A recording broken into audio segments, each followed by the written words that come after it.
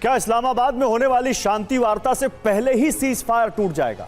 एक नहीं, पूरे 6 सिग्नल मिल रहे हैं जो बता रहे हैं कि सीज फायर बातचीत शुरू होने से पहले ही टूट सकता है। सीज फायर के ऐलान के तुरंत बाद रात भर ईरान से लेकर लेबनान तक हवाई हमले हुए। मिसाइल और ड्रोन हमलों का खतरा यूएई तक पहुंच गया।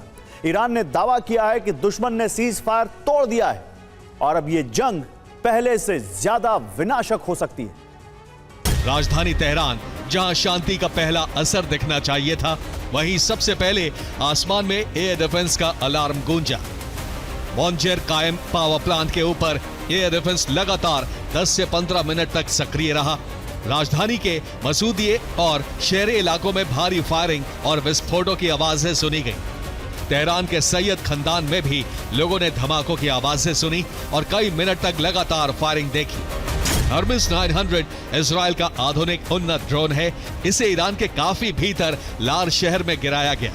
हर्मिस 900 का गिरना युद्ध विराम का नहीं, बल्कि इस युद्ध में नए हथियारों से हो रहे हमले का प्रमाण है।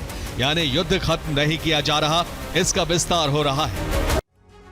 और हमले का नक्शा बता रहा है कि ईरान और उसके आसपास के घेरे में युद्ध थमा नहीं है, बल्कि और बढ़ा है। सबसे पहले ईरान की राजधानी तेहरान को देखिए। यहां एयर डिफेंस सिस्टम रात भर एक्टिव रहा। ईरान की इंडस्ट्रियल बेल्ट, अल्बोर्ज और करज को टारगेट किया गया।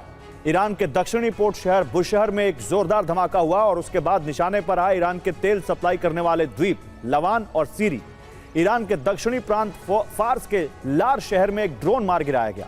ईरान से बाहर समुद्र को देखें तो हॉर्मुज स्ट्रेट पर तनाव चरम पर है। अब ईरान से बाहर के फ्रंट देखिए। ईरान के बाहर लेबनान की राजधानी बेरूत पर भीषण बमबारी जारी है।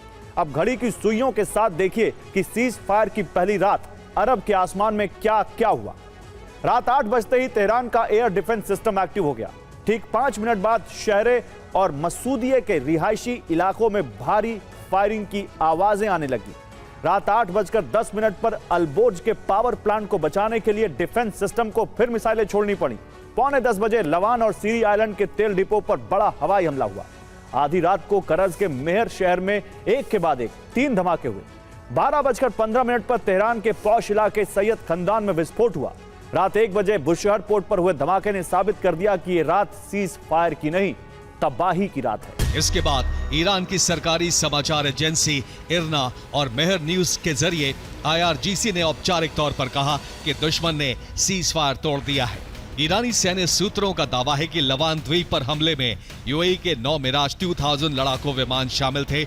ईरान ने भी जवाब में यूएई के तेल क्षेत्रों की तरफ अपनी मिसाइलें तैनात कर दी। ईरान ने इसे भी सीज फायर का उल्लंघन करार दिया है।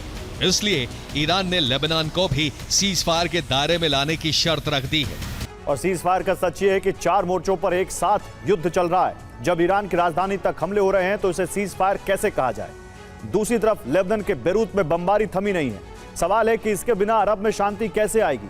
खाड़ी में तनाव इतना है कि यूएई को भी अपने डिफेंस सिस्टम से मिसाइलों और ड्रोन्स को इंटरसेप्ट करना पड़ रहा है। तो यह कैसा युद्ध विराम है?